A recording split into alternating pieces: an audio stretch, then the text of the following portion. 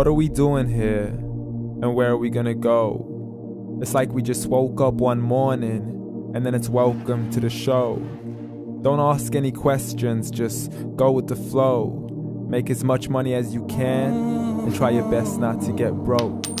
Copy everything you see on the TV, from the hairstyles to the clothes, and don't think too often, just do exactly as you're told. And if you ever get confused, then just turn towards the alcohol. You'll still hear your thoughts, then just turn up the radio as you learn to live a lifestyle of drugs, sex, and rock and roll.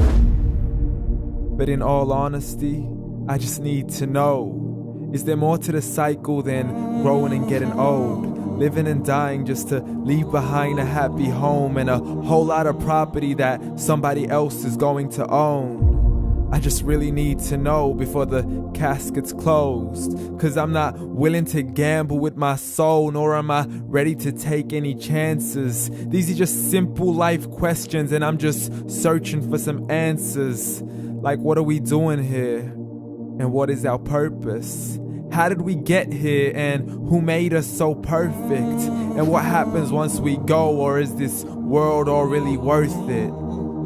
Questions we don't answer because apparently we don't really have to. There's no purpose to this life and our existence is merely natural. Then in that case, please let me ask you, did you create yourself, or was it somebody else who had fashioned you? 'Cause you're a being that's impeccable, faultless and unparalleled. You're a product of supreme intelligence and I'm merely being rational. For there isn't a camera on this earth that can come close to the human eye, nor a computer that can compete alongside the human mind. And if the whole world was to come together, we wouldn't be able to create a single fly. So many signs, yet we still deny. As science tries to justify that all this could come from none, when it's a simple sum. 0 plus 0 plus 0 cannot possibly ever give you 1. So from where did all this order come? But everything has its origins, a maker, a creator of its own. I mean, the only reason you're watching this video is because somebody had to press upload. So we can believe in the Big Bang, but I'd rather believe in He who caused it to explode. Allah, the creator of everything along with every single soul. The ever-living, the master, the only one who is in control. Unlike his creation, beyond our imagination. And no, he's not a man, nor does he have any partners in association. He's on his own. And no, he did not ever leave us alone. Just like every manufacturer, he left us with an instruction manual. The Quran and Islam, and I'm sorry to jump to conclusions, but it's the only one possible. The only definition of God is the one and only supreme being. It's logical, a book with 0 contradictions, with miracles that are both scientific and historical, all revealed over 1400 years ago. Like the detailed description of the human embryo. The descriptions of the human embryo in the Quran cannot be based on scientific knowledge in the 7th century. To the mountains as pegs holding firm the earth below, and the 2 seas that don't mix in a complete separate flow. To the planets in orbit, alternating night and day as they stay in flow. The expansion of the universe and the creation of everything from H2O. To the stories of the past and the preservation of Pharaoh. To identifying the lowest point in the land where Persia defeated Rome. The gushing fluid that created man in the glands between the ribs and the backbone. And not a word has changed, it's still the same. So please explain how all this was known over 1400 years ago. To a man who couldn't read or write, as he would recite whatever the angels spoke.